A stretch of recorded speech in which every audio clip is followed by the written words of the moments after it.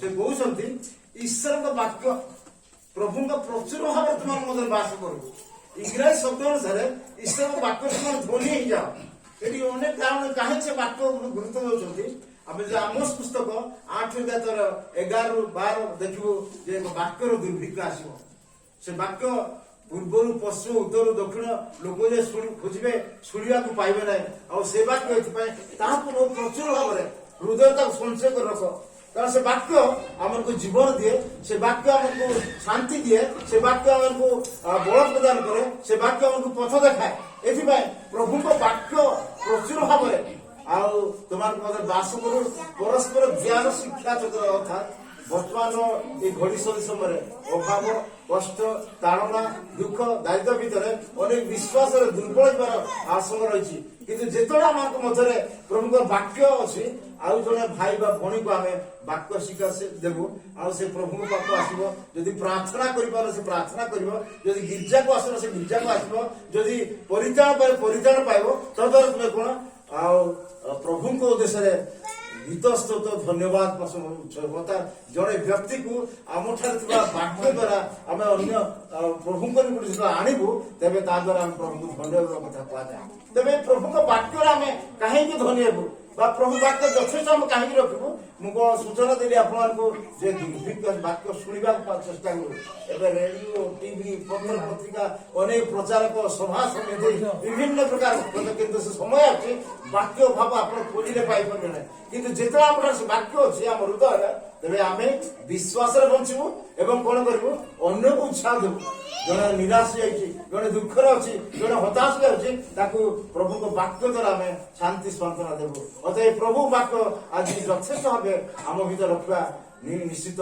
आवश्यक रही प्रथम कारण से वाक्य आमको कौन करे से जीवन प्रदान करे पढ़ा हितोपदेश तार 4-13 पदरे ज्ञानी सोलोमन कहते उपदेश दृढ़ कर रख छाड़ दियो ना कारण तुम जीवन लेखा हितोपदेश 4:13 हितोपदेश 4:13 ताहाकु छाड़ी दियो नहीं ताकु रख कारण ताहा तुमर जीवन हितोपदेश जीवन वाक्य उत्तम उपदेश कौन ताकु दृढ़ कर रख छाड़ी दियो नहीं कारण ताहा तुमर जीवन अर्थात ये वाक्य कौन जीवन दे दृढ़ भागे आम आज टंकार महत्व जानू क्या घर आलमेरा अच्छी आलमेरा भर गोटे छोट बाग थाए से टंका रखी चाबी रखी नहीं कि कार टंका अच्छी घर आ पुणा आम पूर्व किसी अच्छे पूर्व काल लोक मैंने जे माँ मैंने से रूपार कराट ना खुचरा पैसा धरी कानी रे बांधी अंटारे नहीं कि रखी था कहीं पैसा अच्छी तेरे ये ईश्वर वाक्य जीवन वाक्य परिचालन वाक्य दृढ़ कर रखुटी आलमीरा लेके कराट ना हृदय रख हालेलुया प्रेज द लॉर्ड हृदय धर रख कारण ता तुम वाक्य को हेला कर देलु वाक्य को छाड़ी देलु सेटा हम कोन हमर जीवन पूर्ण स्वर्गीय जीवन कथा कह जाए ए जगत भल भात मांस तरकारी खाइलु विटामिन खाइलु 70-80 वर्ष बंचिलु हो ना किंतु से निश्चय मरिबा कह किंतु जो वाक्य हम हृदय रखुचु जो से जीवन अधिकारी हो ताहा मरण पर मते आलुक जीवन स्वर्गीय जीवन अधिकारी हम करबा दृढ़ भाव रखा आज आम घर मान गोटे 2टा बाइबल अच्छे नहीं अनेक बाइबल अनुसार पढ़ा हेला कर मुझे नागालैंड पढ़ुवा जो बाइबल को आसती गाँव को से सोहरा साई गोटे भाई देखना हे प्रकाश भाई कौ कड़े अच्छ कौन बहुत दिन है मुझे देखी ना ना मुझे बाइबल पढ़ुची हाँ बढ़िया है अनेक वाक्य शुणे प्रभु राज्य विस्तारित हे इत्यादि कथा कहला से कहला मो पाखे 3टा बाइबल अच्छी कहला हाँ बढ़िया तो 3टा बाइबल मुझे पचार भाई गणेश बाइबल हे प्रकाश भाई तुम्हें जानी मु चाषी लोक मोर समय कहीं बाइबल पढ़ा सेमती कही तेरे भाई पड़ा आम घर 2टा था 3टा था 4टा बाइबल था पढ़ुना आम मन रखुना हृदय रखुना आम लाभ ना ये आज आम कहुचे ईश्वर वाक्य प्रचुर भाव में यथेष तुम हृदय बास करू कारण तो जीवन आ से जीवन को अधिकारी वाक्य को आम ध्यान दुर्भिक्ष अच्छी प्रचारक मान शुणा मिल ना आ विभिन्न प्रकार परिस्थिति घटो समय आसी वाक्य को जिते संभव हृदय रखा एवं जे आज वाक्य विहीन अशांति प्रभु दूर को चली जाइए परित्राण विहीन गिर्जा को आस ना प्रार्थना को आस ना आम से वाक्य द्वारा आम अनेक समय भावु ବାଳକ ପ୍ରଚାରକ ମିଶନାରୀ ସେମାନେ ଆଉ ପ୍ରଚାର করে ଆମେ ଖାଲି ଗିର୍ଜାରେ ଶୁଣୁ ନା ଆମେ ଆମର ମଧ୍ୟ କଦର ରହିଛି ଆମ ପଡିଶାରେ ଜଣେ ଭଉଣୀ ବା ଭାଇ ବା ଆମ ଘରେ ଅନେକ ସମୟରେ ସ୍ତ୍ରୀ ଗିର୍ଜାକୁ ସ୍ୱାମୀ ଆସେ ନାହିଁ ଆଉ ସ୍ତ୍ରୀ ଯେତେବେଳେ ସେ ବାକ୍ୟ ଅଛି ପରିତ୍ରାଣ ବାକ୍ୟ ସ୍ୱାମୀ କହିବା ସେ ସ୍ୱାମୀକୁ ପ୍ରଭୁଙ୍କ ନିକଟକୁ ଆସିବ ପରିବାର ସହିତ ସେମାନେ ଗୀତ ସ୍ତୁତି ପ୍ରଶଂସା ଗାନ କରି ପ୍ରଭୁଙ୍କୁ ଗୌରବ କରିବେ ଏଥିପାଇଁ ବାକ୍ୟରେ ଆଜି ଧନ୍ୟବାଦ ପ୍ରଚୁର ବାକ୍ୟ ଆମ ଭିତରେ ରହିବାର ଆବଶ୍ୟକ ରହିଛି ଦ୍ୱିତୀୟ କାରଣ ଏ ବାକ୍ୟ ଆମକୁ ପାପ ଉପରେ ଜୟ ପ୍ରଦାନ କରେ 119:11 ପଦ 119:11 ଗୀତ 119:11 ପଦ ସେଠି ଗୀତ ରଚକ କହୁଛନ୍ତି ହେ ପ୍ରଭୁ ମୁଁ ତୁମ ବିରୁଦ୍ଧରେ ଯେପରି ପାପ ନ କରେ ଏଥିପାଇଁ ତୁମ ବାକ୍ୟ ମୋ ହୃଦୟରେ ସଞ୍ଚୟ କରି ରଖିଅଛି 119:11 ଅଛି ନା ମୁଁ ଯେପରି ତୁମ ବିରୁଦ୍ଧରେ ପାପ ନ କରେ ଏଥିପାଇଁ ମୁଁ ଆପଣ ହୃଦୟ ମଧ୍ୟରେ ତୁମର ବାକ୍ୟ ସଞ୍ଚୟ କରି ରଖିଅଛି ଜ୍ଞାନୀ ସୋଲୋମନ ଧନୀ ଲୋକ ଈଶ୍ୱରଙ୍କ ଲୋକ ଆଉ ଈଶ୍ୱର ମନ ତ ଜାତିର ରାଜା ଲୋକ ସେ କହୁଛନ୍ତି ତୁମ ବିରୁଦ୍ଧରେ ଯେପରି ପାପ ନ କରିବି ଏଥିପାଇଁ ତୁମର ବାକ୍ୟ ହୃଦୟରେ ସଞ୍ଚୟ କରି ରଖିଅଛି ଆଲମିରା ନାହିଁ ବା ଘରେ 2-3ଟା ବାଇବଲ ତାହା ନୁହେଁ ହୃଦୟରେ ପରିତ୍ରାଣ ପାଇଲା ପରେ ସେ ପରିତ୍ରାଣ ପାଇଲା ପରେ ଆଉ ଶୈତାନ ବହୁତ ଚାଲା ଆମେ ପ୍ରଭୁଙ୍କ ବିରୁଦ୍ଧରେ କେମିତି ପାପ ବିଭିନ୍ନ ପ୍ରଲୋଭନ ଆଣିବ ବିଭିନ୍ନ ପ୍ରକାର ଆମକୁ ଶିଖେଇବ ଏମିତି ବୋଧେ କରିବ ଆଜି ରବିବାର ଗିର୍ଜାକୁ ନ ଗଲେ କଣ ହେବ ଯାହା କିଛି କାମ କର ନହେଲେ ବର୍ତ୍ତମାନ ତ ଟାଉନ ପାଖ ନାଇଁ କି ଟାଉନରେ ଟିକେ ବୁଲିବା ଏମିତି ସହିତ କିନ୍ତୁ ସେ ବାକ୍ୟ ଯଦି ମୋ ହୃଦୟରେ ଅଛି ଆମକୁ ନା ଆଜି ପ୍ରଭୁଙ୍କର ଦିନ ଆଜି ପୁର ସେବାର ଦିନ 6 ଦିନ ମତେ କାର୍ଯ୍ୟ କରିବାକୁ ପ୍ରଭୁ ସୁଯୋଗ ଦେଲେ ଆଉ ଆଜି ତାଙ୍କ ନିକଟ ତାକୁ ସେବା କରି କଥା କହି ଆମେ ସେ ବାକ୍ୟ ଉପରେ ବିଜୟ ହେବ ସେଥିପାଇଁ ତୁମ ବିରୁଦ୍ଧରେ ଯେତେବେଳେ ଗିର୍ଜା ଆସିଲ ପାପ ପ୍ରାର୍ଥନା ଜୀବନରେ ପାପ କିମ୍ବା ପରସ୍ପର ଭିତରେ କିଛି ମିଛ ଅସାର କଥା ଆମେ ଯେତେ କହିଲୁ ସେଟା ପାପ ସେ ଉପରେ ବିଜୟ ହେବା ପାଇଁ ଆମକୁ ବାକ୍ୟ ହୃଦୟରେ ଆବଶ୍ୟକ ରହିଛି ଆଉ ସେ ଗୀତରେ କହୁଛନ୍ତି ତୁମ ବିରୁଦ୍ଧରେ ଯେପରି ମୁଁ ପାପ ନ କରିବି ଏଥିପାଇଁ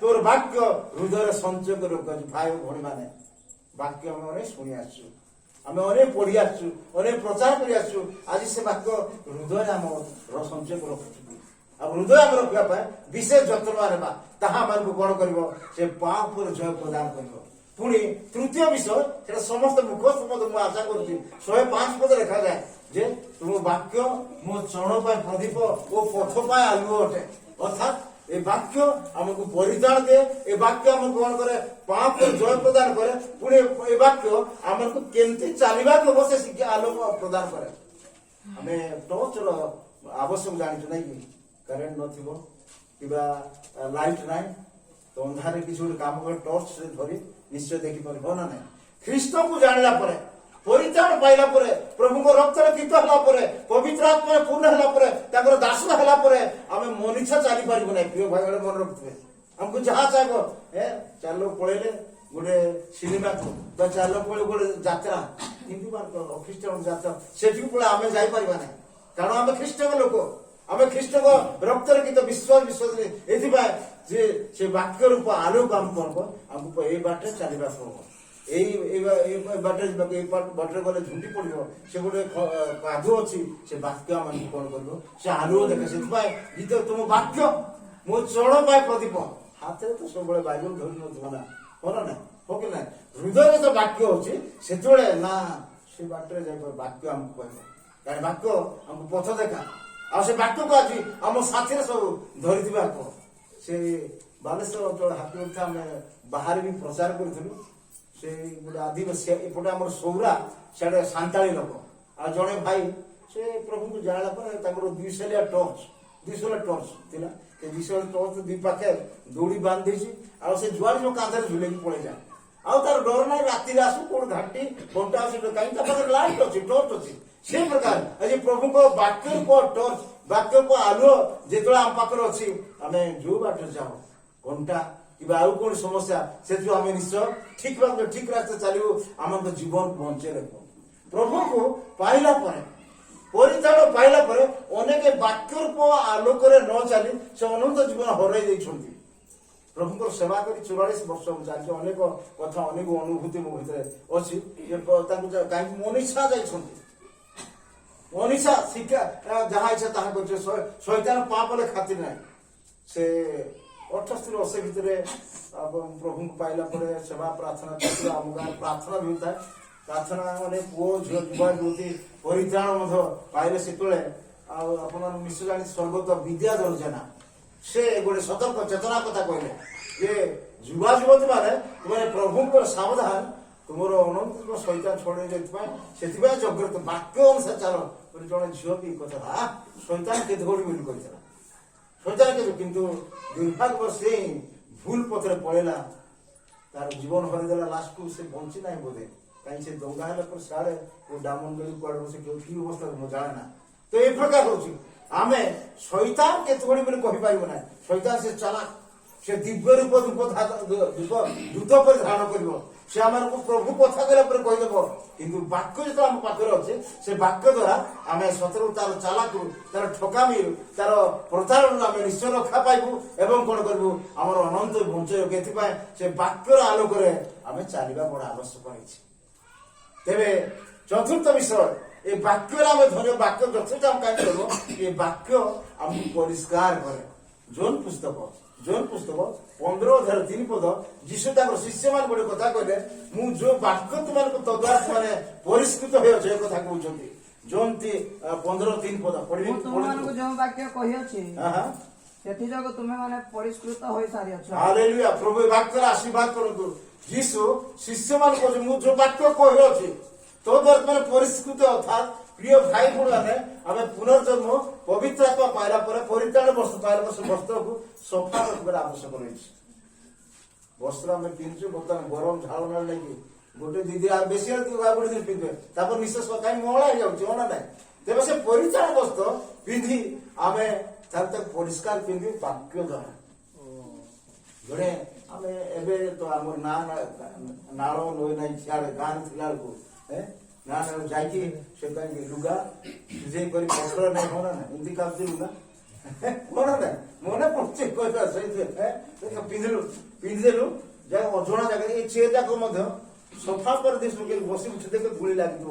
ତାକୁ ଏମିତି ଝାଡୁଛୁ ସେମିତି ପରିତ୍ରାଣ ବସ୍ତ୍ର ପିନ୍ଧିଲା ପରେ ଆପଣ ଅଜଣାତରେ ଜଗତର ଚାରିଆଡେ ଦେଖିବାରେ ଭାବିବାରେ କଥା କହିବାରେ ସେ ଆମେ ଜାଣିପାରୁନା ବୁଝିଲେ କି ତେବେ ବାକ୍ୟ ଯେତେବେଳେ ଶୁଣୁଛୁ ମନେକର ମିଛ କଥା ଉପରେ ଶିକ୍ଷା ହେଲା ପରେ କଣ ଆମେ ଗୋଟେ ଥଟା ଟିକଲଟା ପରେ ମତେ ମିଛ କଥା ଆମେ କହିଦେଇଥାଉ ହଁ ନା ନାହିଁ ବାକ୍ୟ ଶୁଣିଲା ପରେ ହଁ ସେଟା ଭୁଲ ସେଟା ପରିଷ୍କାର ହଉଛି ହଁ ନା ନାହିଁ ସେମିତି ସେ ପରିତ୍ରାଣ ବସ୍ତ୍ରକୁ ବଞ୍ଚିବା ରଖିବା କାରଣ ପ୍ରଭୁଙ୍କ ଦିନ ସନ୍ନିକଟ ପ୍ରଭୁ ଆସୁଛନ୍ତି ଆଉ ଯାହାର ବସ୍ତ୍ର ଶୁକ୍ଳ ଥିବ ପରିଷ୍କାର ଥିବ ସେ ପରିତ୍ରାଣ ବସ୍ତ୍ର ଏ ବସ୍ତ୍ର ନୁହେଁ ଟେରିକଟ ପଲିଷ୍ଟର ଏସବୁ ନୁହେଁ ବୁଝିଲେ କି ପରିତ୍ରାଣ ତାକୁ ସଫା ଆମର କର୍ତ୍ତବ୍ୟ ଖ୍ରୀଷ୍ଟ ଆପଣ ରକ୍ତ ଦେଇ ସେ ଆପଣଙ୍କୁ ମତେ ପରିତ୍ରାଣ ଦେଇ ପରିଷ୍କାର ବସ୍ତ୍ର ଦେଇ ତାକୁ ମତେ ସଫା ରଖିବା ଆବଶ୍ୟକ ଆମେ ସାଫ ସଫା କରିଥାଉ ହଁ ନା ନାହିଁ ତାପରେ ଧୂଳି ଝାଡି ଆଉ କେତେ ଲୁଗାରେ ଧଳା ଲୁଗାରେ କିଛି ଦାଗ ବି ରହିଯାଇଥାଏ ହଁ ନା ନାହିଁ ଦାଗ ତାକୁ ଲେମ୍ବୁ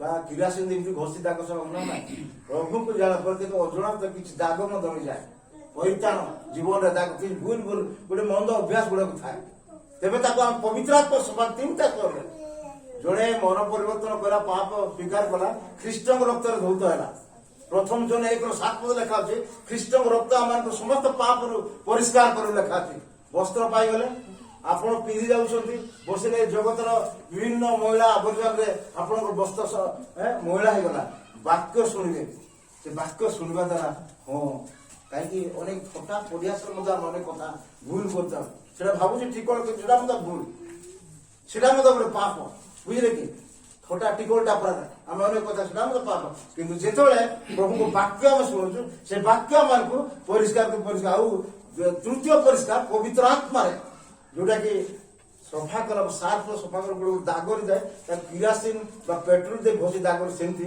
କିଛି ଗୋଟେ ଅଭ୍ୟାସ ଭୁଲ ଅଭ୍ୟାସ ତ୍ରୁଟି ଥାଏ ତାକୁ ପବିତ୍ର ଆତ୍ମା ଶିକ୍ଷା ଚେତନା ଦେଇ ସଫା କରନ୍ତି ମତେ ଯୀଶୁ ଏଠି କହୁଛନ୍ତି ମୁଁ ଯୋଉ ବାକ୍ୟ ତୁମେ କହିଛି ଆମେ ଖାଲି ଶୁଣିବା ନାହିଁ ପ୍ରିୟ ଭାଇ ମାନେ ତାକୁ ମନେ ରଖିବା ସେ ବାକ୍ୟ ଆମକୁ କଣ କହେ ଆମ ଜୀବନରେ କୌଣସି ଦୁର୍ବଳତା କୌଣସି ଅଯୋଗ୍ୟତା ରହିଛି ତାକୁ ଆମେ ପରିଷ୍କାର କରି ପରିଷ୍କୃତ ରହିବା ଯଦ୍ୱାରା କି ପ୍ରଭୁଙ୍କ ରାଜ୍ୟରେ ଆମେ ନିଶ୍ଚିତ ପ୍ରବେଶ କରିବା ଆଉ ଯଦି ବାକ୍ୟ ଶୁଣିକି ଚାଲି ଯାଇଥିବ ଆମର ବସ୍ତ୍ର ପାଇଛୁ ପରିତ୍ରାଣ ପାଇ ସତ କଥା କିନ୍ତୁ ଯଦି ମହିଳା ଉପରେ ମହିଳା ବସି ପ୍ରଭୁ ଶ୍ରୀଖ୍ରୀଷ୍ଟ ଆସିବେ ତେବେ ଆମେ ତାଙ୍କ ରାଜ୍ୟରେ ପ୍ରବେଶ କରିବା କଷ୍ଟକର ହେବ ବରଂ ପ୍ରଶ୍ନ ହେବ ମୁଁ ତୁମକୁ ମୋର ଜୀବନ ମୋର ରକ୍ତ ଦେଇ ତୁମକୁ ପରିତାଣ ବସ୍ତ୍ର ଦେଇଥିଲି, ତୁମେ କିଏ ତାକୁ ସଫା ରଖିଲ ନାହିଁ, କାହିଁକି ଠିକ ଭାବେ ପିନ୍ଧି ରଖିଲ ନାହିଁ?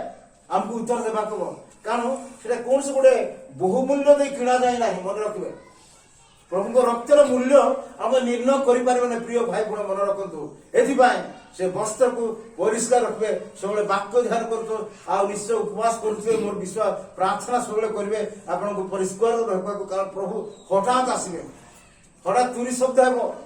ଆଉ କେତେବେଳେ ସେ ଆସିବେ, ଦିନ ବେଳେ କି ରାତି ସମୟରେ କି ପ୍ରଭାତରେ କି ସକାଳେ କି ଚାଲୁଥିଲା ବେଳେ ଆମେ ଜାଣିନାହୁଁ, କିନ୍ତୁ ଆମର ବସ୍ତ୍ର ଯଦି ଠିକ ଅଛି, ପ୍ରଭୁରେ ଆମେ ଗମନକୁ ବାକ୍ୟରୁ ଚାଲୁଛୁ ଆଉ ବାକ୍ୟର ଆଲୋକରେ ଚାଲୁଛୁ, ତେବେ ନିଶ୍ଚୟ ଆମେ ପ୍ରଭୁଙ୍କ ସହିତ ସାକ୍ଷାତ ମଧ୍ୟ ଆକାଶରେ ସେ ହଠାତ୍ ତୁରି ଶବ୍ଦରେ ମଧ୍ୟକୁ ଆସିବେ। ଆମେ ଯେତେକ ଯଦି ବିଶ୍ୱାସରେ ମରିଛୁ, କବର ଭିତରେ ଅଛୁ, ଆଉ ଆମେ କବର ଫାଟି ଉଠିବା, ପୁଣି ଯୋଉମାନେ ଜୀବନରେ ଥିବେ ସେମାନେ କଣ ରୂପାନ୍ତରିତ ହୋଇ ଖ୍ରୀଷ୍ଟଙ୍କ ସହିତ ମଧ୍ୟ ଆକାଶରେ ଆମେ ପ୍ରବେଶ କରିବ, ଚିର ଶାନ୍ତି ଆଶୀର୍ବାଦର ଭାଗି ହେବୁ। ଏଥିପାଇଁ ସେ ବାକ୍ୟକୁ ପ୍ରଚୁର ଭାବେ ପଢନ୍ତୁ, ମନେ ରଖନ୍ତୁ, ଆପଣ ନିଜେ ରଖନ୍ତୁ। ଆଉ ଜଣେ ପ୍ରଭୁଙ୍କୁ ଜାଣି ଲାଷ୍ଟକୁ ଜଗତର ମୋହ ମାୟା ଅଭିଳାଷରେ ପଡି ସେ ପ୍ରଭୁଙ୍କ ଦୂରକୁ, କାରଣ ଜଗତର ସମସ୍ତ ଅଭାବ କଷ୍ଟ ଦାରିଦ୍ର ନାଇକି ସେତେବେଳେ ତା ବାକ୍ୟ ଦ୍ୱାରା ଆମକୁ ଶିକ୍ଷା ଦେବାକୁ, ଚେତନା ଦେବାକୁ, ଯଦ୍ୱାରା ସେ ପ୍ରଭୁଙ୍କ ନିକଟକୁ ଆସିବ ଏବଂ ତଦ୍ୱାରା ମିଳିତ ଭାବେ ଏଠି ଆମେ ମଣ୍ଡଳୀରେ ଯୋଉ 16-17 ଘର ଅଛୁ, ଆମେ ପ୍ରଭୁରେ ପରସ୍ପର ଶିକ୍ଷା, ପରସ୍ପର ପରାମର୍ଶ, ପରସ୍ପର ପ୍ରାର୍ଥନା କରିବା, ପରସ୍ପର ବାକ୍ୟର ଶିକ୍ଷା ଦେଇ ଆମେ ବିଶ୍ୱାସରେ ବଞ୍ଚି ରହିବା। ଆଉ ପ୍ରଭୁ ଯେତେବେଳେ ଆସିବେ ଆମେ ସତୀ କନ୍ୟା ସଦୃଶ ପ୍ରଭୁଙ୍କ ସହିତ ତାଙ୍କ ରାଜ୍ୟରେ ନିଶ୍ଚୟ ପ୍ରବେଶ କରିବା, ସେତିକି ସନ୍ଦେହ ନାହିଁ। ଏଥିପାଇଁ ପ୍ରଭୁଙ୍କ ବାକ୍ୟକୁ ଆମେ କଣ କରିବା, ଅନବରତ ଧ୍ୟାନ କରିବା, ସେ ବାକ୍ୟକୁ ଶୁଣି ଚାଲିଯିବା ନାହିଁ। ଅନେକ ସଭା ସମିତି ଆମେ ଅନେକ ଆଟେଣ୍ଡ କରୁଛୁ, ବିଭିନ୍ନ ବକ୍ତା ହନା ନାହିଁ, ବକ୍ତାକୁ ଡକା ହଉଛି, ଡକା ହେଲା ପରେ ପ୍ରଚାର ହେଲା, ଓ ଆଜି ବାକ୍ୟ ବଢିଆ ସୁନ୍ଦର ହେଲା, ଏମିତି କହିଛି ହନା ନାହିଁ, ବଢିଆ ପ୍ରଚାର ହେଲା, ହେଲେ ପଚାର ଯାଏ କଣ ହେଲା, ଉତ୍ତର ନଥାଏ। ବଡ ସୁନ୍ଦର ଲାଗିଲା, ବଢିଆ ପ୍ରଚାର ବକ୍ତା ଏମିତି ହନା ନାହିଁ କହିଥାଉ, କିନ୍ତୁ କଣ କଣ କି ବିଷୟରେ ପ୍ରଚାର କଲେ ସେଇଟା ମଣିଷର ଆମେ ଉତ୍ତର ଦେଇପାରୁନୁ, ତାର ମନେ ନାହିଁ। କିନ୍ତୁ ଆମେ ଏମିତି ଶୁଣି ଚାଲିଯିବା ନାହିଁ, ତାକୁ ମନେ ରଖିବା ସେ ବାକ୍ୟ କଣ କୁହାଗଲା। ଆଜିର ଶିକ୍ଷା ବାକ୍ୟରେ ଆମେ ପ୍ରଚୁର ଭାବେ ବା ଇଂରାଜୀ ବାକ୍ୟର ଧନୀ ହେଇଯିବାକୁ, ଜଗତର ଧନରେ ଆମେ ଧନୀ ହେଇଯିବା ସତ କଥା, କିନ୍ତୁ ସେଟା ଆମକୁ ଅଳ୍ପ ସମୟ ସାହାଯ୍ୟ କରେ ଜଗତର ଧନ, କିନ୍ତୁ ବାକ୍ୟର ଧନ ଆମକୁ ଅନ୍ୟ ଜୀବନକୁ ପରିବର୍ତ୍ତନ କରିବ। ବାକ୍ୟ ଆମକୁ ଅନ୍ୟକୁ ପ୍ରଭୁଙ୍କ ବାଟକୁ ଆଣିବ, ବାକ୍ୟ ଜଣକୁ ଭୁଲ ପଟୁ ତାକୁ ପ୍ରଭୁଙ୍କ ରାସ୍ତାକୁ ଆଣିବ, ବାକ୍ୟ ତାକୁ ସଜାଡ଼ିବ। ଏଥିପାଇଁ ଆଜି ଆମେ ବାକ୍ୟର ଧରିବା, ବାକ୍ୟ ଆମର ଯଥେଷ୍ଟ, ତାକୁ ଶୁଣିବା, ପଢିବା ଏବଂ ତାକୁ କଣ ଧ୍ୟାନ କରିବା। ଏଥିପାଇଁ ବାକ୍ୟ କେବେ ହେଳା ନ କରୁ। ତେବେ ଏ ବାକ୍ୟ ଆମକୁ କଣ କରେ, ସେ ପରିଷ୍କାର କରେ। ପୁଣି ଚତୁର୍ଥ ବିଷୟ କଣ କରେ ନା, ପଞ୍ଚମ ବିଷୟ ବାକ୍ୟ ଆମକୁ ବିଶ୍ୱାସରେ ବଢାଏ। ରୋମୀ ପୁସ୍ତକ 10:17 ଲେଖାଯାଏ, ପାଉଲ ରୋମିଓ ମଣ୍ଡଳୀ ବିଶ୍ୱାସ କହିଲେ, ଆଉ ବିଶ୍ୱାସ ଶ୍ରବଣରୁ, ଶ୍ରବଣ ଈଶ୍ୱରଙ୍କ ବାକ୍ୟରୁ ଆସିଥାଏ ବୋଲି କୁହାଯାଏ। ରୋମୀ ପୁସ୍ତକ 10:17। ବିଶ୍ୱାସ ଶ୍ରବଣରୁ ଜାତ ହୁଏ ଓ ଶ୍ରବଣ ଖ୍ରୀଷ୍ଟଙ୍କ ବାକ୍ୟ ଦ୍ୱାରା ହୁଏ।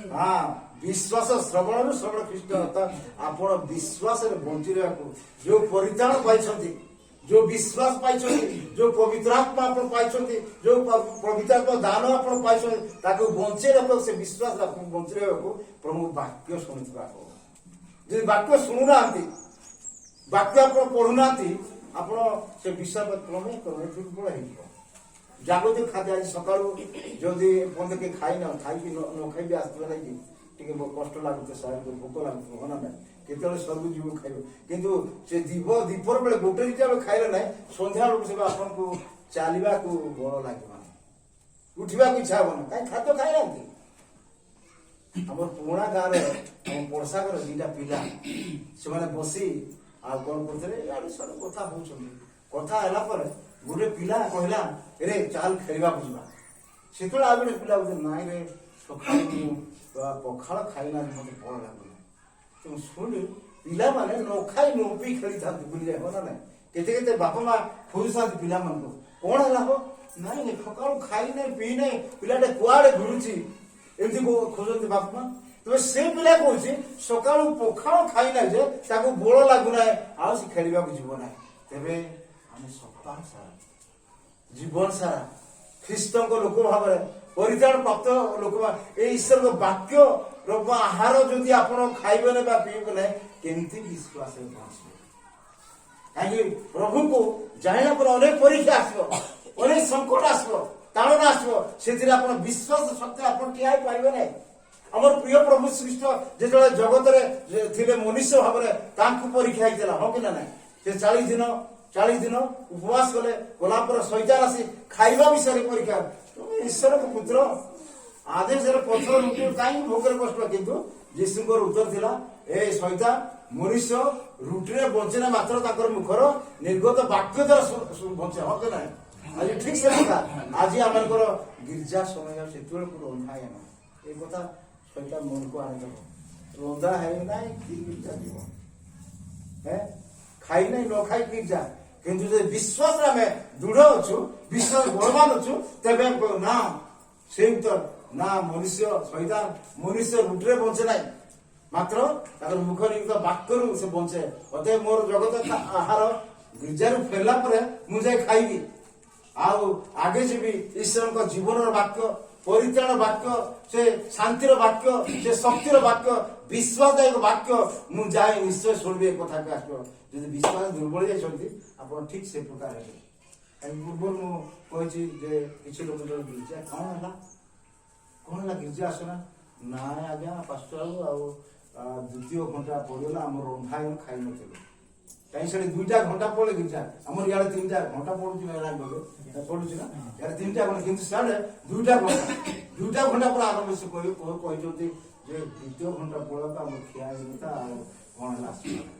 ତାପରେ ଆଉ କିଏ କାହିଁ କଣ ହେଲା ଗିର୍ଜା ଆସିବ ନା, ନାଇଁ ଆଜ୍ଞା ଆଉ ଖାଇକରି ଟିକେ ଗଢୁଥିଲି। କାହିଁକି ଆମର ଇଆଡେ ସକାଳୁ 10ଟାରୁ 11 ଗିର୍ଜା ଆରମ୍ଭ ନାହିଁ, ସେଠି 3ଟାରେ ଖାଇବେ ପିଇବା ଆରାମରେ, 3ଟା ବେଳେ ଖାଇକରି ପିଇବେ ଆରାମ କରିଯିବେ। ଆଉ କଣ ନିଦ ଶୋଇ ଯାଇଥିଲେ, ନିଦ ଲାଗିଲା 2ୟ ଘଣ୍ଟା ଶୁଣି ପାରିବି ନାହିଁ ବୋଲି କହିବି। ଏମିତି ଶୈତାନ ଏମିତି ଭାବେ ଆମମାନଙ୍କୁ ବିଭିନ୍ନ ପ୍ରକାର ଚାଲାକ, ବିଭିନ୍ନ ପ୍ରକାର ଚାତୁରୀ, ବିଭିନ୍ନ ପ୍ରକାର ପ୍ରଲୋଭନ ଦେଖେ, ପ୍ରଭୁଙ୍କ ଦୂରକୁ ନେଇଯିବ, ପ୍ରଭୁଙ୍କ ବାକ୍ୟ ଶୁଣିବାରୁ ଅମନୋଯୋଗ କରିଦେବ, ଆଉ ସେ ଆମକୁ ବିଶ୍ୱାସରେ ଦୁର୍ବଳ କରିଦେବ। ଏମିତି କହିବ ଘରେ ତ ବାକ୍ୟ ଅଛି ବା ଘରେ ତ ଗିର୍ଜା ପ୍ରାର୍ଥନା ହଉଛି, ପଢୁଛ ପ୍ରାର୍ଥନା କରୁଛ ନାଇଁ କି, ଆଉ ଗିର୍ଜାକୁ ନ ଗଲେ ହେବ ନାହିଁ, କେମିତି ବି କହିଦେବ। ଅନେକ ବର୍ଷ କହୁଛନ୍ତି ଆମେ ଗୋଟେ ଯୁବାର ଭିତରେ ସେ ଇଞ୍ଜିନିୟର ଜଣେ, ବାପା ମାର ଗୋଟେ ପୁଅ, ବୁଝିଲେ କି, ଆଉ ସେ ଧନୀ ଆଉ ଇଞ୍ଜିନିୟର ଗିର୍ଜାକୁ ଯାଇବ କିଛି ପ୍ରଶ୍ନ କରିବାକୁ ଥିଲା, ଆଇବ କିଛି ଗଣ୍ଡଗୋଳ କରିବାକୁ ଆଇବ, ତେବେ କିଏ ଲୋକ କହେନି ତାକୁ ଗିର୍ଜାକୁ ଯିବ ଖାଲି ଗଣ୍ଡଗୋଳ ବିଭିନ୍ନ କଥା ମତେ ପଚାରିଲା, ଆଉ ଆଜ୍ଞା ଗିର୍ଜାକୁ ଯାଇ ଉପାସନା ଘରେ କରିବ ହବ ନାହିଁ କି? ନାଇଁ ଘରେ ଯଦି ଗିର୍ଜା ନାହିଁ, ଯଦି ଗିର୍ଜା ଘର ନାହିଁ ଘରେ ତ ପ୍ରାର୍ଥନା ଉପାସନା କରିବ। ଆଉ ଗିର୍ଜା ଘର ମଣ୍ଡଳୀ ଲୋକ ଯାଉଛନ୍ତି, ଗୀତ ହଉଛି, ବିଜ୍ଞାପନ ହଉଛି, ପ୍ରାର୍ଥନା ହଉଛି, ଉଦ୍ଦୀପନା ହଉଛି, ଆଉ ସେଠିରେ ଆମେ ଘରେ କରିବାର କେମିତି ହବ ସେଟା? କାହିଁକି ଗିର୍ଜା ହଉଛି ଖ୍ରୀଷ୍ଟଙ୍କ ଶରୀର, ମଣ୍ଡଳୀ ଖ୍ରୀଷ୍ଟଙ୍କ ଶରୀର, ଏଇଟା ଆପଣ ଜାଣିଛନ୍ତି ନାଇଁ କି? ସେ ପ୍ରତ୍ୟେକ ଆମର ଅଙ୍ଗ ପ୍ରତ୍ୟଙ୍ଗ, କେ ବୁଢା ଆଙ୍ଗୁଠି ପରି ଏ ଆଙ୍ଗୁଠି ପରି ଏ ଆଙ୍ଗୁଠି କାନି ଆଙ୍ଗୁଠି ପରି ଆମେ ସମସ୍ତେ ପ୍ରଭୁଙ୍କର ଶରୀର ସହିତ ଅଂଶ ହେବା। ସମ୍ପାଦକ ବିଜ୍ଞାପନ ଦଉଥିଲେ ଏମିତି କରିବା, ଏମିତି ସମସ୍ତେ ସାନ ପର୍ଯ୍ୟାୟ କରିବା ନାଇଁ ସେ ଜାଗା ବାଉଣ୍ଡରୀ କରିଦେଇକି ସେମିତି ଏକଜୁଟ ମିଳି ଆଉ ବୁଢା ଆଙ୍ଗୁଠି ପରେ କଥା କରିବ। ଆଉ ଯଦି ମୁଁ ଲୋକ ରହିଗଲା ଏ 4ଟା ସେ କରିପାରିବ, ଯେତେ ଧର ବଳ ଆଇବ ନା କଣ ନା, ସେଥିପାଇଁ 5ଟା ହଉଛି, ସେଥିପାଇଁ ଯେତିକି ବିଶ୍ୱାସୀ ଅଛୁ ଯାହା ଏଇ ଉପାସନା କରିବା, ପୁଣି ତା ସହିତ କଣ ଆମର ସାମାଜିକ କାର୍ଯ୍ୟ ମଣ୍ଡଳୀ ପାଇଁ ଯାହା କିଛି ମିଳିତ ଭାବେ କଲେ ନିଶ୍ଚୟ ଠିଆ ହବ। ତେବେ ଆଜି ବିଶ୍ୱାସରେ ବଞ୍ଚିବା କଣ ହବ? ବିଶ୍ୱାସ ଶ୍ରବଣରୁ ଶ୍ରବଣ ଈଶ୍ୱର ଭାଗ୍ୟ। ଆଉ ଘରେ ରହି ସେଟା କରିବ ନାହିଁ, ମୋ ଘରେ ତ 2ଟା ବାଇବଲ ଅଛି ବୋଲି ସେ ଆଦିବାସୀ ଭାଷୀ କହିବାକୁ ନା, ସେଟା ଶୁଣିବା କବ, ସେଟା ପଢିବା କବ, କାରଣ ତାହା ମାନଙ୍କୁ ଜୀବନ ପ୍ରଦାନ କରେ, ତାହା ମାନଙ୍କୁ ଶକ୍ତି ଦିଏ। ଆଉ ସେ ବାକ୍ୟ ହେଳା କରିଦେବେ, ଆପଣ ବିଶ୍ୱାସରେ ଦୁର୍ବଳ ହେଇଯିବେ। ବିଶ୍ୱାସରେ ଦୁର୍ବଳ ହେଇ ମରିଗଲା ପରେ ଆମର ଲକ୍ଷ୍ୟ, ଆମେ ତାରନା ଏ କ୍ଲେଶ ଗାଁ ଛାଡି ଆମର ଚାଷ ଜମି, ଆମର ବ୍ୟବସାୟ, ଆମ ଏରିଆ ଛାଡି ଆସି ମଧ୍ୟ ଏଇଠି ଗିର୍ଜା ଉପରେ କାହିଁକି? ଆମ ଲକ୍ଷ୍ୟ କଣ? ସ୍ୱର୍ଗକୁ ଯିବା, ହଁ ନା ନାଇଁ? ସ୍ୱର୍ଗକୁ ଯିବା। ତେବେ ବିଶ୍ୱାସରେ ଯଦି ଆପଣ ମରିଯାଇଥିବେ କେମିତି ହବ? ପ୍ରଭୁ ପୁନର୍ବାର ଆସୁଛନ୍ତି କାହା ପାଇଁ? ଯେଉଁମାନେ ସେ ବିଶ୍ୱାସରେ ବଞ୍ଚନ୍ତି, ବୁଝୁଛନ୍ତି, ମା ଭଉଣୀ ମାନେ, ଭାଇ ମାନେ, ଛାଡି ଯେତେ ଯିବା ମାନେ, ଯେଉଁମାନେ ବିଶ୍ୱାସ କରୁଛନ୍ତି ଖ୍ରୀଷ୍ଟିଆନ ହେଇଯାଇଛୁ, ଖ୍ରୀଷ୍ଟିଆନ ହେଇଥିଲେ ହବ ନାହିଁ। ଖ୍ରୀଷ୍ଟିଆନ ହେଇ ବା ଯୀଶୁଙ୍କୁ ଗ୍ରହଣ କରି ସେ ପରିତ୍ରାଣ ଜୀବନ ବା ସେ ବିଶ୍ୱାସ ଜୀବନ ଶେଷ ପର୍ଯ୍ୟନ୍ତ ବଞ୍ଚେଇ ରଖୁଛନ୍ତି, ତାଙ୍କ ପାଇଁ ଆସୁଛନ୍ତି ସେ ପୁନର୍ବାର ତାଙ୍କର। ଆଉ ଯଦି ବିଶ୍ୱାସରେ ମରିଯାଇଥିବ ସେ ପ୍ରଭୁ ଆମର ଆମେ ତାକୁ ବାକ୍ୟ କହୁଛେ, ବୁଝିଲେ କି? ଏଇଟା ମନେ ଭଲ କରିବେ। ଯଦି ବାକ୍ୟ ବି ନୁହେଁ, ପ୍ରାର୍ଥନା ବି ନୁହେଁ, ସେବା ବି ନୁହେଁ, ଆପଣ ବିଶ୍ୱାସରେ ମରିଗଲେ ଆପଣ ଯୀଶୁଙ୍କର ନୁହନ୍ତି ବା ଯୀଶୁ ଆପଣଙ୍କ ନୁହନ୍ତି। ମୁଁ ଯୀଶୁଙ୍କର ନା ଯୀଶୁ ମୋର ନୁହନ୍ତି। ଦେଖନ୍ତୁ ମାଥ୍ୟୁ 22:31 ଫାରୁସ ଶାସ୍ତ୍ରୀ ମାନଙ୍କୁ ଯିଏ ଯୀଶୁ ଗୋଟେ କଥା କହିଲେ, ମାଥ୍ୟୁ 22:31 ମାତ୍ର ମୃତମାନଙ୍କର ପୁନରୁତ୍ଥାନ ବିଷୟରେ ଈଶ୍ୱର ତୁମମାନଙ୍କୁ ଯାହା କହିଅଛନ୍ତି ତାହା କି ତୁମେମାନେ ପାଠ ମୃତମାନ ବିଷୟରେ ଈଶ୍ୱର କଣ କହୁଛନ୍ତି ତୁମେ ପାଠ କର କଣ ବୋଲି କହୁଛନ୍ତି? ପଢ ଆପଣ ଆମେ ଅବ୍ରାହ୍ମଙ୍କ ଈଶ୍ୱର, ଅବ୍ରାହ୍ମଙ୍କ ଈଶ୍ୱର, ଇସାକଙ୍କ ଇସାକର ଈଶ୍ୱର ଓ ଯାକୋବଙ୍କ ଯାକୋବର ଈଶ୍ୱର ସେ ମୃତମାନଙ୍କର ଈଶ୍ୱର ନୁହନ୍ତି, ମୃତମାନଙ୍କର ଈଶ୍ୱର ନୁହନ୍ତି, ମାତ୍ର ଜୀବିତ ମାନଙ୍କର। ମାତ୍ର ଜୀବିତ। ହାଲେଲୁୟା। ପ୍ରିୟ ଭାଇ ଭଉଣୀମାନେ, ଆଜି ଜୀବିତ ମାନ ଈଶ୍ୱର, ଖ୍ରୀଷ୍ଟିଆନ ଈଶ୍ୱର ନୁହନ୍ତି, ଜୀବିତ ଖ୍ରୀଷ୍ଟିଆନ। ଏଟା ମନେ ରଖୁଥିବେ ଯେ ବିଶ୍ୱାସରେ ବଞ୍ଚନ୍ତି। ଗିର୍ଜା ନାହିଁ, ପ୍ରାର୍ଥନା ନାହିଁ, ବାକ୍ୟ ନାହିଁ, ଉପାସନା ନାହିଁ, ଉପବାସ ନାହିଁ, ମରିଗଲା ପରେ ପ୍ରଭୁ ଦୟାମୟ କହିବ, କିନ୍ତୁ ସେ ଆମର ଈଶ୍ୱର ନୁହନ୍ତି। ଆଉ ଈଶ୍ୱର ନୁହନ୍ତି, ଜୀବିତ ମାନେ। ଏଥିପାଇଁ ଆପଣ ବାକ୍ୟ ଶୁଣୁଥିବେ। ରୋମିଓ ମାନ କହିଲେ ବିଶ୍ୱାସ ଶ୍ରବଣ ଈଶ୍ୱରଙ୍କ ବାକ୍ୟରୁ।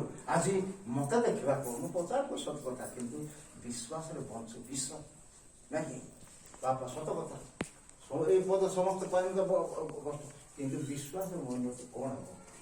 ବିଷୟ ମରିଯାଇଛି। ଖ୍ରୀଷ୍ଟ ମୋର ନୁହେଁ, ମୁଁ ଖ୍ରୀଷ୍ଟଙ୍କର ନୁହେଁ। ଲାଷ୍ଟରେ ପ୍ରଭୁ କହିଲା, ପ୍ରଭୁ ତତେ ଦେଇଥିଲି, ମୁଁ ତୁ କୋଉ ପରିସ୍ଥିତିରେ କୋଉ ଘର ପିଲା ଥିଲୁ, ତତେ ମୁଁ ଉଠେଇଥିଲି, କିନ୍ତୁ ବିଶ୍ୱାସରେ କାହିଁ ବଞ୍ଚି ନାହିଁ, ତୋର ମୋ ପାଖେ ନଥିବ। ଆଉ ତୁ ମୋର ନୁହେଁ, ତୋର ବିଶ୍ୱ ଉପାଧି, ଡକ୍ଟର ଉପାଧି ପାଳକ ନୁହେଁ, ବିଶ୍ୱାସରେ ବଞ୍ଚିଥିଲେ ତୁ ମୋର ଆସେ ମୋ ପିତାଙ୍କ ରାଜ୍ୟରେ। ଯୋଉ 14:1 ନାଇକି, ମୋ ପିତାଙ୍କ ଗୃହରେ ଅନେକ ବାସସ୍ଥାନ ଅଛି, ମୁଁ ଆସିବି ତୁମକୁ ନେଇଯିବି, ମୋ ଠାରୁ ବିଶ୍ୱାସ କର ନା, ମୋ ପିତା ବିଶ୍ୱାସ କର, ମୁଁ ଯୋଉଠି ଥିବି ସେଠି। ଅର୍ଥାତ୍ ଯୋଉମାନେ ବିଶ୍ୱାସରେ ବଞ୍ଚେ ସେମାନଙ୍କୁ ନେବାକୁ ଆସୁଛନ୍ତି। ଭାଇ ଭଉଣୀ ମାନେ, ଏଥିପାଇଁ ଆମେ କ୍ଷୁଦ୍ର ଭଗବାନଙ୍କୁ ପ୍ରଭୁ ଆମର ସହାୟ, ପ୍ରଭୁ ଆମର ରକ୍ଷକ। ଆମେ ପ୍ରାର୍ଥନା କରିବା, ବାକ୍ୟ ଧ୍ୟାନ କରିବା ଏବଂ କଣ କରିବା? ଆମେ ତାଙ୍କ ରାଜ୍ୟରେ ନିଶ୍ଚୟ ପ୍ରଭୁ ଆମର ଲକ୍ଷ୍ୟ ସେଟା ହବ। ଆଉ ସବୁ ମୁଖ୍ୟ ତାଳନା କଣ ହେଲା? ଏଇ ତାଳନା ତ ସେଠି କୋଉଠି କନ୍ଧମାଳ ହେଲା ନା କଣ ନାହିଁ, ତାକୁ ମାରିଦେବେ ଲୋକମାନେ, କାହାକୁ ନା ତାକୁ ମାରିଦେବେ। ଆମକୁ ଏଇଟା କାହିଁ ଖ୍ରୀଷ୍ଟିଆନ ମାନେ ପରିଚୟ ହେଲା, ଆମର ଗାଁ ଗୁଡା ଭାଙ୍ଗିଦେଲେ। ଖ୍ରୀଷ୍ଟ ମତେ ଶେଷ ପର୍ଯ୍ୟନ୍ତ ପ୍ରଭୁରେ ଧରିବ। ଘର ଯାଉ, ଧନ ଯାଉ, ଜ୍ଞାନ ମାନ, ଧନ ସୋନ ମାନ ଥାଉ ମୋର ଯୀଶୁ ଧନ। ଆଉ ସେ ଯୀଶୁ ହାଲେଲୁୟା। ଧନ ଥାଉ, ଘର ଥାଉ, ଲୁଗା ନ ଥାଉ, ସମ୍ମାନ ଥାଉ, ଯୀଶୁ ଧନ ଅଛି। ଆଉ ସେ ଧନ ଆମକୁ ସ୍ୱର୍ଗରାଜ୍ୟରେ ପ୍ରବେଶ କରିବ। ଏଥିପାଇଁ ସେ ଧନକୁ ବଞ୍ଚିବ। ଆପଣ ଯୋଉ କୋଉ ଧନ, ସେଟା ପରିତ୍ରାଣ ଧନ, ଅନନ୍ତ ଜୀବନ ଧନ। ତାକୁ ବାକ୍ୟ ଧ୍ୟାନ କରି, ପ୍ରାର୍ଥନା କରି ଆପଣ ବଞ୍ଚେଇ ରଖିବେ। ଅବଶେଷରେ ତାଙ୍କ ରାଜ୍ୟରେ ନିଶ୍ଚୟ ପ୍ରବେଶ କରିବା। ବଡ ବଡ ଲୋକ ଯେଉଁମାନେ ଚାଳନା କରିଦେବେ ଆମକୁ ଦେଖ, ଆରେ ଏମାନଙ୍କୁ ଆମେ ଡରୁଥିଲେ, କିସ ହେଲାରେ ଏମାନେ ଯେ ସ୍ୱର୍ଗରେ ଶାନ୍ତିରେ ଅଛନ୍ତି, ଆମେ ସେମାନେ ଏମିତି ଲୁଚିବାକୁ ବାହାରିବେ। କାହିଁକି? ମହାତ ସେ ପ୍ରଭୁଙ୍କ ଆଗମନ ସେ ଚିନ୍ତା କର, ସେ ବାକ୍ୟ ମାଥ୍ୟୁ 24:10 ଯେତେବେଳେ ମହା ଗୌରବରେ ତୁରୀ ଶବ୍ଦ ସେ ଆସିବେ, ସେତେବେଳେ ପୃଥିବୀର ସମସ୍ତ ଜାତି ଦେଖିବେ, ହାହାକାର କରିବେ, ବିଳାପ କରିବେ, ଲେଖା ଅଛି। ପର୍ବତ ହୁଏ, ପର୍ବତ ଲୁଚା, କିନ୍ତୁ ଆମ ଜୀବନ ପ୍ରଭୁ ତୁମକୁ ଧନ୍ୟବାଦ। ଏତେ ଦୁଃଖ, ତାଳନା, କ୍ଲେଶ, ନିନ୍ଦା ଭିତରେ ମୁଁ ତୁମ ପାଇଁ ମତେ ବଞ୍ଚେଇବ ପ୍ରଭୁ। ଆଉ ତୁମେ ଶେଷ ଶାନ୍ତି ଆନନ୍ଦ ପାଣି, ସେଥିପାଇଁ ଧନ୍ୟବାଦ। ତାଙ୍କ ସହିତ ତାଙ୍କ ରାଜ୍ୟକୁ ଆସି ଆମର ଲୁହ ପ୍ରକାଶ 21 ଲେଖା ଅଛି। ସେ ଲୁହ ପୋଛି ଦେବେ, ଦୁଃଖ ନଥିବ, ବ୍ୟଥା ନଥିବ, କ୍ରନ୍ଦନ ନଥିବ, ଆଉ ଈଶ୍ୱର ସେମାନଙ୍କ ମଧ୍ୟରେ ବାସ କରିବେ। ଏକଥା ପ୍ରକାଶ 21:3-4-5 ଆଡକୁ ଲେଖା ଅଛି। ଅତେ ଭାଇ ଭଉଣୀ, ଆସୁ ଆମେ ବିଶ୍ୱାସରେ ବଞ୍ଚିବା। ତେବେ ଈଶ୍ୱରଙ୍କ ବାକ୍ୟ ଆମେ କଣ କରୁ? ଆମେ ପ୍ରଚୁର ହେବା ଦ୍ୱାରା ଅନନ୍ତ ଜୀବନ ପ୍ରାପ୍ତ ହଉ, ତାପରେ ବିଜୟ ହଉ, ଆମେ ପ୍ରଭୁଙ୍କ ଆଲୋକରେ ଠିକ ପଥରେ ଚାଲିପାରିବା, ବାକ୍ୟ ଦ୍ୱାରା ପରିଷ୍କୃତ ହେବା। ଆମେ କଣ କରୁ? ବିଶ୍ୱାସରେ ଆମେ ବଞ୍ଚି ହେବା। ପୁଣି ଖାଲି ଆର୍ଥିକ ଆଶୀର୍ବାଦ ନୁହେଁ, ଜାଗତିକ ଭାବେ, ଜାଗତିକ ଆଶୀର୍ବାଦ, ଶେଷ କଥା କହି ବିଶେଷ କରିବି, ଜାଗତିକ ଆଶୀର୍ବାଦ। ଜାକୁର ପୁସ୍ତକ 1 ଅଧ୍ୟାୟ ଜାକବ ପୁସ୍ତକ 1 ଅଧ୍ୟାୟ ତାର 25 ପଦ ପଢନ୍ତୁ। ଜାକବ 1 ଅଧ୍ୟାୟ 25 ପଦ ସେଟା ଦେଖାଯାଏ ଯେ ପ୍ରଭୁଙ୍କ ଈଶ୍ୱରଙ୍କ ବାକ୍ୟ ଶୁଣି ସେ ଭୁଲି ନ ଯାଏ, ଶ୍ରୋତା ମାତ୍ର ନୁହେଁ ମାତ୍ର ତାକୁ ଶୁଣକ ସେ ଆପଣା କାର୍ଯ୍ୟରେ ସଫଳିତ ବୋଲି ଗୋଟେ ଦାଡ଼ି ଅଛି। କିନ୍ତୁ ଯେ ସିଦ୍ଧ ଅର୍ଥାତ୍ ସ୍ୱାଧୀନତାର ବ୍ୟବସ୍ଥା ପ୍ରତି ନିରୀକ୍ଷଣ କରି ସେଥିରେ ନିବିଷ୍ଟ ଥାଏ। ସେ ନିବିଷ୍ଟ ଥାଏ, ଲାଗିବ ସେ ବାକ୍ୟରେ, ଥରେ ଶୁଣି ନାହିଁ, ସେ ବାକ୍ୟ ଶୁଣୁଥିବ ପାଳନ କରୁଥିବ, ବାକ୍ୟରେ ଆଳୁ ଚାଲୁଥିବ। ତାପରେ ପୁଣି ବିସ୍ଫୋରଣକାରୀ ଶ୍ରୋତା ମାତ୍ର ନ ହୋଇ ବରଂ କାର୍ଯ୍ୟକାରୀ ହୁଏ ସେ ଆପଣା କାର୍ଯ୍ୟରେ ଧନ୍ୟ। ଏଇଟା ପୁରୁଣା ଅନୁଭବ, ଆପଣ କାର୍ଯ୍ୟ ସଫଳିତ ବୋଲେ କଥା। ଈଶ୍ୱରଙ୍କ ବାକ୍ୟ ଯେ ଶୁଣି ପାଳନ କରେ ସେ ଆପଣା କାର୍ଯ୍ୟ ସଫଳିତ ହେବ। ଅନେକ ସମୟରେ ଆମେ ଅନେକ ବାଂଛା, ଅନେକ ଇଚ୍ଛା, ଅନେକ ଆବଶ୍ୟକ, ମୋର ପୁଅ ଏମିତି ହଉ, ଭଲ ପାଠ ପଢୁ, ଆମକୁ ଭଲ ଘର ହଉ, ହଁ ନା ନାଇଁ, କିମ୍ବା ଆମକୁ ଗାଡି ହଉ, କିମ୍ବା ଆଉ କିଛି ଭଲ ମରମ ଆଛା, ତୋର ଅନେକ କାରଣ ଥିବ। କିନ୍ତୁ ପ୍ରଭୁଙ୍କ ବାକ୍ୟକୁ ଆମେ ଭୁଲିଯିବା ଦ୍ୱାରା ପାଳନ କଲେ ଆମେ ସେ କାର୍ଯ୍ୟରେ ସଫଳିତ ହେଇନଥାଉ। ଅର୍ଥାତ୍ ଆପଣ ଯଦି ଜାଗତିକ କାର୍ଯ୍ୟରେ ସଫଳିତ ହେବାକୁ ଚାହାନ୍ତି, ଆପଣଙ୍କ ମନୋବାଂଛା ପୂର୍ଣ୍ଣ ହେବାକୁ ଚାହାନ୍ତି, ଆପଣ ଖାଲି ଶୁଣି ଭୁଲିଯିବାର କୁହନ୍ତୁ, ଶୁଣି ପାଳନକାରୀ ଶ୍ରୋତା ହୁଅନ୍ତୁ, ବାକ୍ୟ ଶୁଣି ପାଳନକାରୀ ବିଶ୍ୱାସ ହୁଅନ୍ତୁ, ବାକ୍ୟକୁ ଗ୍ରହଣକାରୀ ବିଶ୍ୱାସ, ବାକ୍ୟ ଅନୁସାରେ ଚାଲିବା ବିଶ୍ୱାସ ହୁଅନ୍ତୁ, ଆପଣ କାର୍ଯ୍ୟରେ ନିଶ୍ଚୟ ସଫଳିତ ହେବେ। ପ୍ରଭୁ ଆପଣଙ୍କୁ ନିଶ୍ଚୟ ଆଶୀର୍ବାଦ କରିବେ। ପ୍ରିୟ ଭାଇ ଭଉଣୀମାନେ, ଆସୁ ଏ ସମୟରେ ସେଦିନ କୌଣସି ମଣ୍ଡଳୀର ବିଶ୍ୱାସୀ ମାନଙ୍କୁ ପ୍ରେରିତ ପାଉଲ ପବିତ୍ର ଆତ୍ମା ଈଶ୍ୱର ଆଜି ଆମମାନଙ୍କୁ କୁହନ୍ତି ଯେ ଈଶ୍ୱର ବାକ୍ୟ ପ୍ରଚୁର ଭାବରେ ତୁମାନଙ୍କ ଭିତରେ ବାସ କରୁ ଏବଂ ପରସ୍ପର ଶିକ୍ଷା ଚେତନା ଦିଅ ଏବଂ କଣ କୃତଜ୍ଞ ହୃଦୟରେ ପ୍ରଭୁଙ୍କ ସ୍ତୁତି ପ୍ରଶଂସା ଗୀତ ଗାନ କରି ହୃଦୟରେ ପ୍ରଭୁଙ୍କୁ ଧନ୍ୟବାଦ ଦିଅ। ପ୍ରଭୁ ଆମମାନଙ୍କୁ ଅନୁଗ୍ରହ କରନ୍ତୁ, ପ୍ରଭୁ ଆମକୁ ସାହାଯ୍ୟ କରନ୍ତୁ ଏବଂ ସେ ବାକ୍ୟକୁ ଶୁଣି ପାଳନ କରି ଆତ୍ମିକ ଆଶୀର୍ବାଦ ପାଇବା ସାଥେ ଜାଗତିକ ଭାବେ ଆମଙ୍କ ବ୍ୟବସାୟରେ, ଆମଙ୍କ କର୍ମ କ୍ଷେତ୍ରରେ, ଆମଙ୍କ ଚାକିରି କ୍ଷେତ୍ରରେ ସଫଳିତ ହେବା ପାଇଁ ସେ ଆମକୁ ପ୍ରଚୁର ଆଶୀର୍ବାଦ କରନ୍ତୁ। ଆମେ ଅଳ୍ପ ବାକ୍ୟରେ ପ୍ରଭୁ କଥା କୁହନ୍ତୁ। ଆମେ ଛୋଟରେ ପ୍ରାର୍ଥନା କରିବା, ନିଜର ସମର୍ପଣ କରିବା, ପ୍ରାର୍ଥନା କରିବା। ପ୍ରେମ ସ୍ୱର୍ଗସ୍ଥ ପିତା, ତୁମ ନାମର ଧନ୍ୟବାଦ, ତୁମର ଗୌରବ କରୁଛୁ ପ୍ରେମ ମଣ୍ଡଳୀ ମଧ୍ୟ। ମୋ ପ୍ରଭୁ କ୍ଷୁଦ୍ର ହେଲେ ମଧ୍ୟ তুমি ইমান সহিত অছো বলে ধন্যবাদ, হালেলুয়া। ক্ষুদ্র হেলে মধ্যে তোমার আত্মাকে উপস্থিত অছো বলে ধন্যবাদ, হালেলুয়া। প্রভু তুমি আমাকে জীবন্ত রখিছ, ধন্যবাদ, হালেলুয়া। ইমান উপরে শেষ পর্যন্ত বিশ্বাসের বঞ্চি রইবে, বাক্য অনুসারে জীবন কাটবে, বাক্য অনুসারে চালিবে এবং তোমার রাজ্যের প্রবেশ করে তোমায় দোয়া করে প্রভু। গৌরব সম্ভ্র পূজা করে তুমি পা প্রভু। আমার পঞ্চায়েত বাক্য প্রত্যেক অঞ্চলে কার্যকারী সাহায্য করো, কর্মকর্তাকে আশীর্বাদ করো। দুঃখ অভাব কষ্ট ভিতরে এই বিশ্বাস মানুষ তুম নামে তোমার আগুন করে পড়ে যাওয়া সমস্ত সাহায্য করো। ମୁଁ ଦିନ ଜୀବନ ଦୟା କର, ବାକ୍ୟ ପ୍ରଚାର କରି ଶେଷରେ ଯେପରି ଗଛରେ ପଡ଼ିନ ଯିବେ ଗୌରବ ସମୂହ ପୂଜା କର। ବାକ୍ୟ ଦ୍ୱାରା କଥା କହିଲ, ପ୍ରାର୍ଥନା ଶୁଣିଲ, ଧନ୍ୟବାଦ ପ୍ରଭୁ। ଆମେ ଯୀଶୁଙ୍କ ନାମରେ ଏହି ପ୍ରାର୍ଥନା ଉତ୍ସର୍ଗ କରି ମାଗିଲୁ ପିତା, ଆମେ ସମସ୍ତଙ୍କୁ ଧନ୍ୟବାଦ। ବିଷୟ ମଣ୍ଡଳୀ କର୍ମକର୍ତ୍ତା ଧନ୍ୟବାଦ, ନମସ୍କାର।